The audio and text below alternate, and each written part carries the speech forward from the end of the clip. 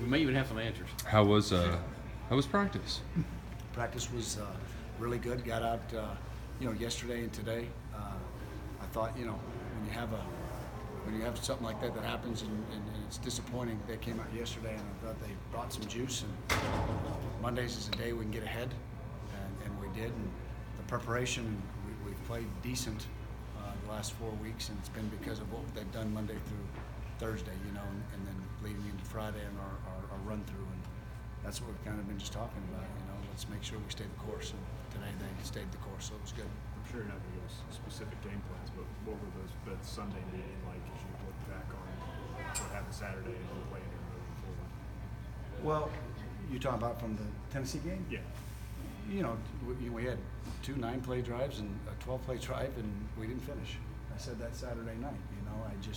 We didn't finish. We had opportunities, and we didn't get it done. And that always goes, and we start right here. Yeah, it starts with coaching. I go and I replay every single play in my head, and what can I do better? And so we get in those situations again, we'll have better plays. So that's what you do as a football coach. You got to come back and you got to reevaluate everything, wins and losses, every single one. You learn from the wins and you learn from the losses. There was a lot of stuff as far as formations, especially in that first series where you're kind of spreading out a lot. Can you do that much as far as that much more if you don't have a bye week going in where you're putting in a lot of different formations and stuff like that? Yeah, I think we can because, we try to make it simple for them because I'm not very smart. So I got to understand it first. And I think the way we've got it set up now and how we've built on those 2 bye weeks, we've really gotten ahead. So, we're adding every week, and our kids have done a great job, really have. I know you don't pay any mind to this stuff online, criticism, or whatever, but how much do you, because it's not just you, it's Darren too, how much do you all kind of suss out that stuff together, I don't talk to him about anything, about any outside noise. So Darren and I don't talk about it. I don't know if he reads Twitter or your stuff or the internet, and I would tell him not to. It's not very healthy. So. Did he earn more carries Saturday? Absolutely. He's worked up to that. The young man is really just since that first or second game where he put one on the ground, and Coach always talks about sowing seeds. It's a great example of a young man just doing his business, helped us in special teams, never said a word, and just kept getting better and better and better. And you could see it on film. And so he earned the right for those reps, and then he kind of got the hot hand, and he made some tough runs. We had some good 4-yard runs, I thought, in this game that we hadn't had, and that was great, really good to see. How are you guys developing those young wide receivers who you're going to need in bigger roles next year, whenever, when you're not running this offense, you're a traditional quarterback back there, whatever it is? Well, so, nothing's changing. We're still doing the same amount of reps of throwing the ball and all that, because we've got to continue to get better at that. And so those guys are still getting their reps. And then when we had a couple guys down last week, those young guys it was like another week for a bye week for those guys. They got a whole week with another practice. So that's been good. But we don't change our routine in terms of how many balls and that pitch count. So they're getting the development. We have to. It feels like playing Sawyer is a break glass in case of emergency kind of situation. Is there a line that you all discuss going into the game, like if X happens, then we have to change things up? The great thing about it is that we've got 2 quarterbacks available, and so it could be situational, but we talk about it absolutely every Sunday, what that time is and when it's right. So yes. Sawyer's been tremendous with the sneak there. Was there any thought to go back to that there at the end of the game? Or? Not at the 2. That's pretty rough. They would have run me out of here, including the head coach. So, if it was I think if it was closer, absolutely. I think our offensive linemen would have been begging for it, With the trio of backs that you have and the success that they've had, maybe you've done it, I just haven't paid close enough attention. You ever thought about, putting multiple backs on the field at the same time? We have done it.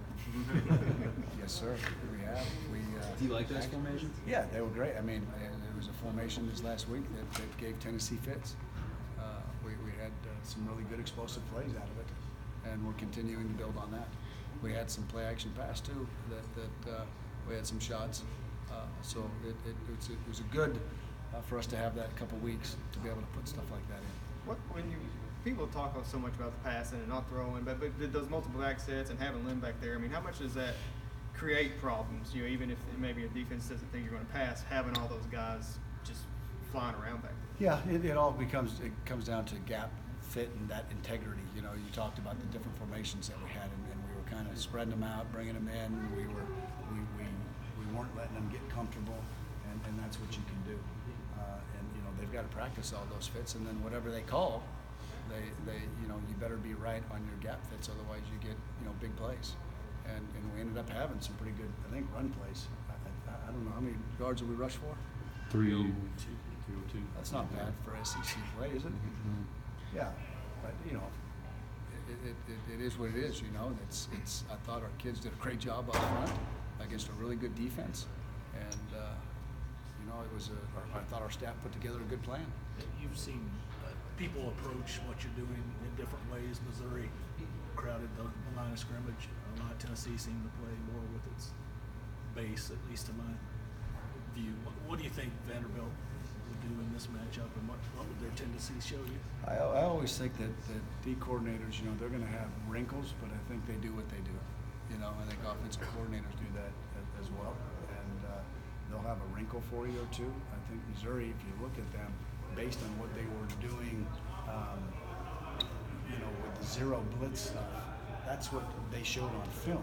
They just did a little bit more of it, and the rain, I think, had a lot of effect to that. You know, that it was pouring rain, and so you know, it was tough to grip the ball and throw it. And so I think people are going to do what they do, and then we've got to be able to adjust. I think our coaches have done a good job adjusting during when you're doing some of that stuff, because it's the read game of what they're doing, and then have something immediately to combat it. When you're rotating those backs in, how much of it is you feeling the hot hand, and is there any delegation of that? And I know you've obviously got to be focused on calling plays as well.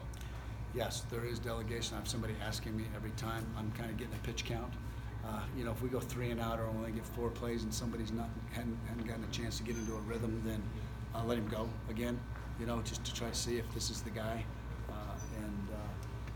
and that's kind of how I did it. And you know, Smoke came out for a little bit, and you know, he was rolling too. He got dinged for a minute, and then that's why he was out for a little bit. But you know, we're getting explosive plays out of him, and so 24 was kind of rolling, so I let him go. Is it more important to get the 4-yard plays then than just because it feels like the explosive ones have been there, but maybe not so much just getting the hard yards? Yeah, I think there's merit to both of them. Obviously, the big explosive plays when you're running the ball as much as we are huge, you know, because every yard is so hard. But as you're getting those 4 yards, when maybe you've only gotten 1 or 2, it totally makes a difference on that call on 2nd down and 6. Absolutely. All right, folks. Thank